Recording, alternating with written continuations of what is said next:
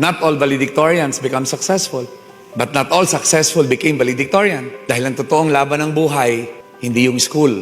Ang totoong laban ng buhay, yung mas malaking mundo na naghihintay sa'yo. At tandaan nyo, sa mundong yon, hindi lamang pagalingan. Sa mundong yon, pabaitan. Pagalingang makisama at pagalingang magpaunlad ng sarili dahil hindi siya masaya kung pareho siya ng taong natulog kagabi paggising niya.